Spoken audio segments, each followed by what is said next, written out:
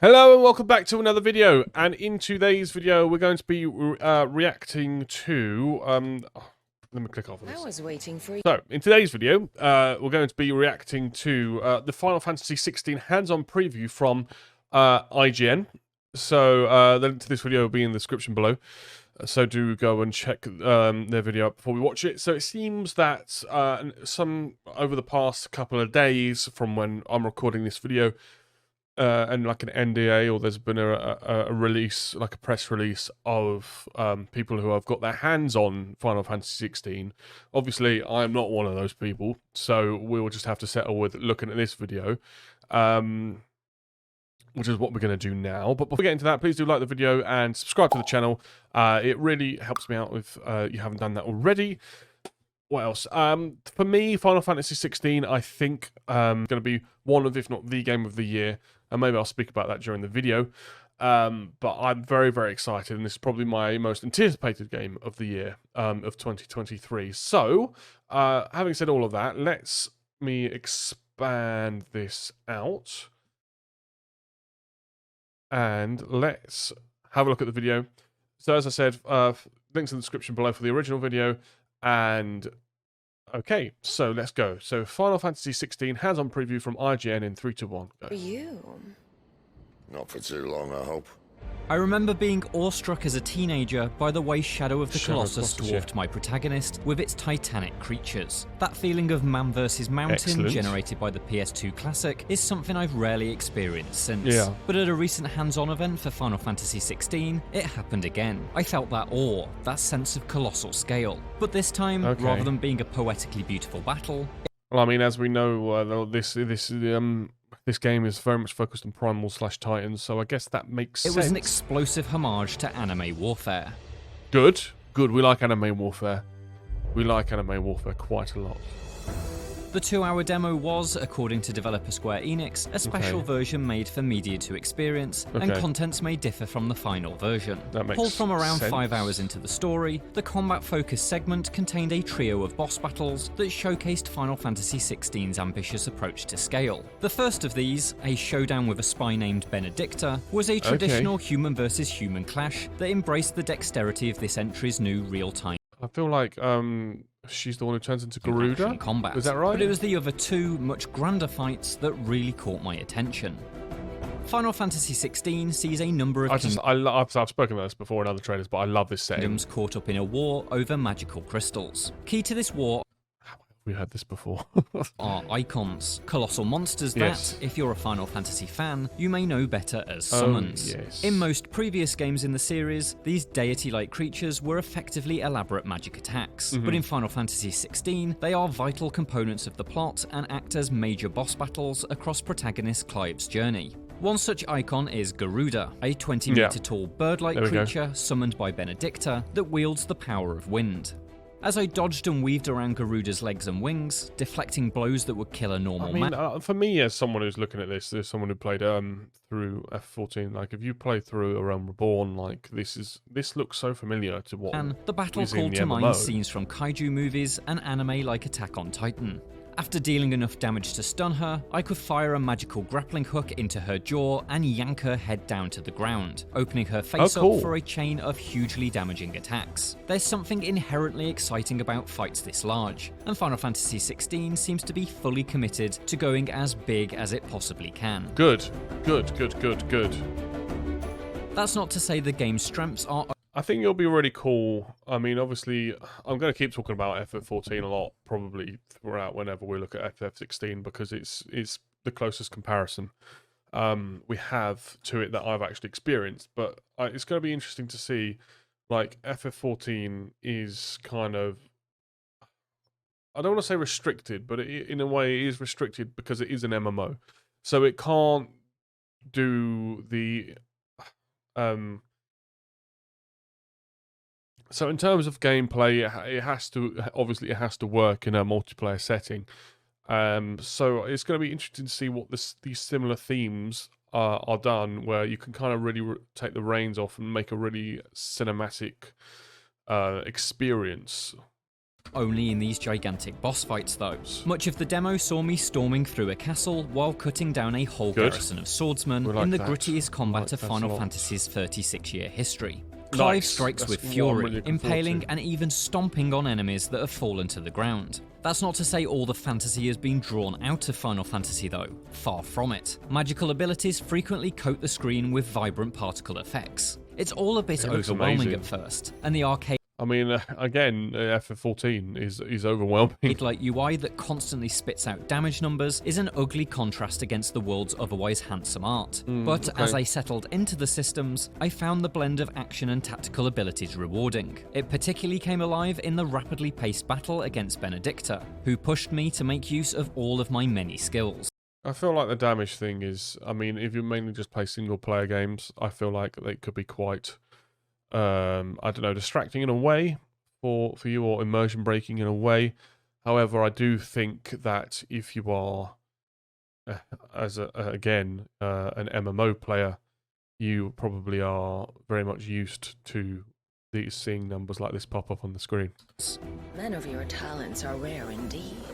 Clive is a nimble fighter, and each swing of his sword reminds you that Final Fantasy XVI's combat director is Ryoto Suzuki, best known for his work on Devil May Cry and Dragon's Dogma. Fights feel fast, layered, and incredibly flashy. The core fundamentals are pulled from Japanese action classics: dodges, parries, uppercuts, and combo attacks. But built atop this is a magic system that sees you channel the power of different icons to unleash powerful special attacks. Yeah, this is what I was wondering about. I didn't really know. Yeah, it does look like you channel the icons. I had access to the power of 3 icons: the Fiery Phoenix, the Winds of Garuda, and the earth-shattering magic of Titan. Is this something that you earn from defeating Only them? one icon's abilities can be channeled at a time, but a quick press of the left trigger cycles through each summon on the fly. You could fire a blast of Phoenix Flames for So are you a summoner? instance, before quickly swapping to Garuda to launch your target into the air with a hurricane-like spin, and finally switch to Titan to finish them off with a charged power attack that strikes downwards with stone fists. That's really Each cool. icon That's ability really has its own cooldown, so hot swapping between them mid-fight and managing their wait times provides a light tactical edge to each clash. I'm interested to discover what tactics will be unlocked as Clive gains the power of even more icons, and I hope they feel as distinct as the 3 I've used so far.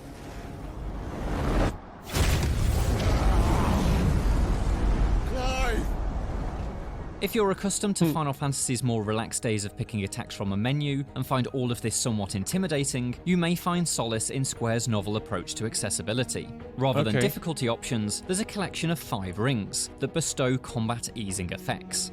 The Ring of Timely Evasion, for instance, will make Clive automatically dodge most incoming attacks, while the Ring of Timely Strikes will perform elaborate combos with just one tap of the attack button. There are utility-focused rings too, including one that issues commands to Clive's dog, Torgal, who can provide attack and healing assistance. With the combat already sufficiently layered, I can imagine even skilled players may also opt to skip the pet micromanagement.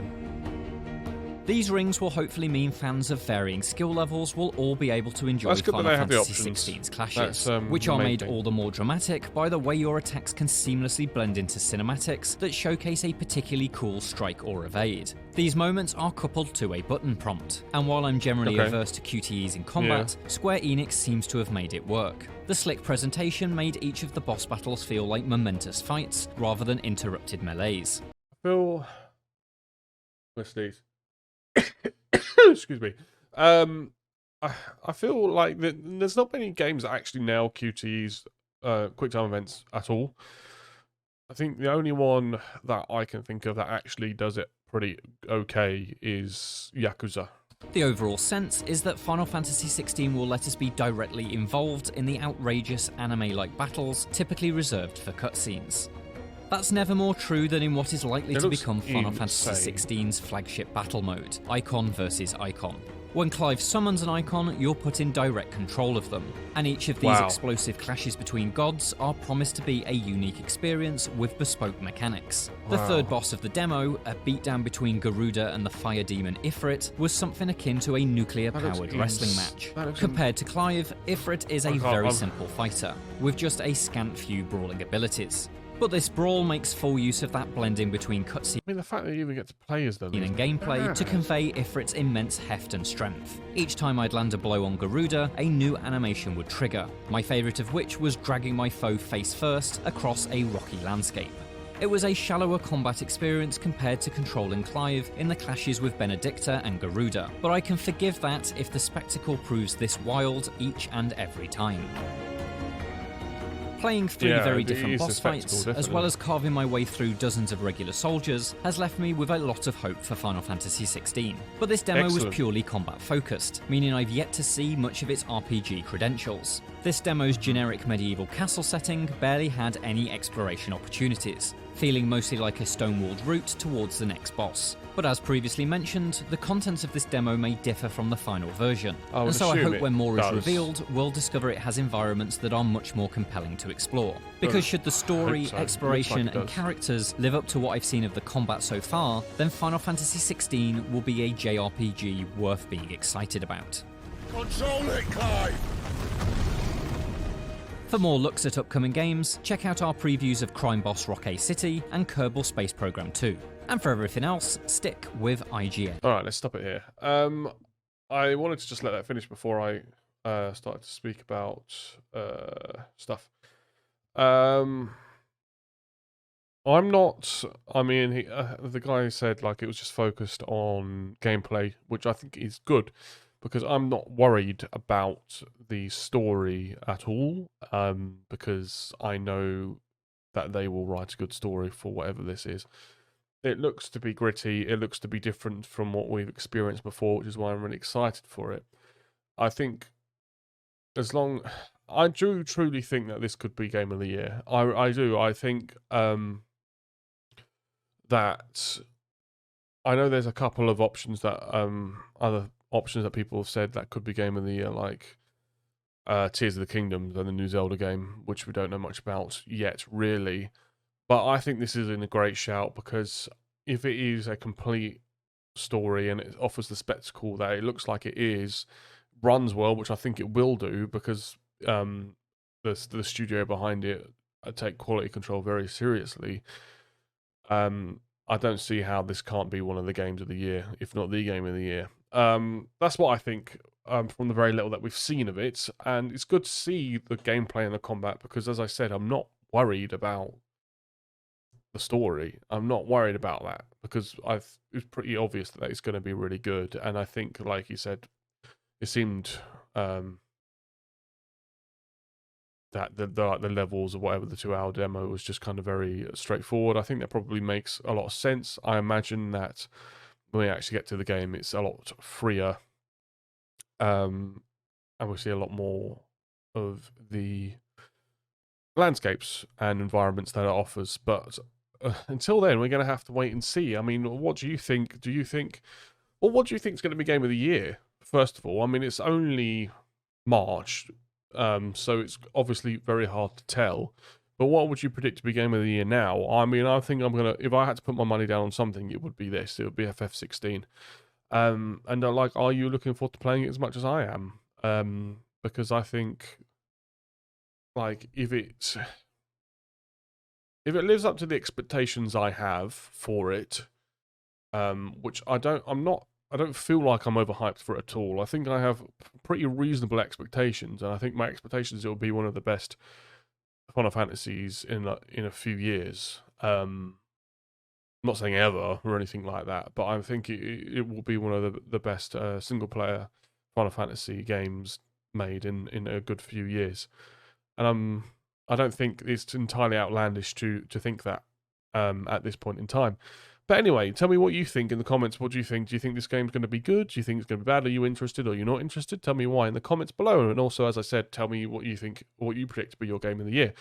I'll leave this video here and stop rambling on about anything. So thank you all so much for watching. Do click like and subscribe if you have not already. And I look forward to seeing you in the next one. Thank you very much. Bye-bye.